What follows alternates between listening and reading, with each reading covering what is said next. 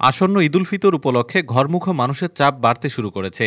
এর ফলে ঢাকা টাঙ্গাইল যমুনা সেতু মহাসড়কে যানবাহনের সংখ্যা উল্লেখযোগ্য হারে বেড়েছে, যা সরাসরি টোল আদায়ের পরিমাণেও প্রভাব ফেলেছে। গত ২৪ ঘন্টায় যমুনা সেতু থেকে ২,৫৭,১১,৫৫০ টাকার টোল আদায় করা হয়েছে।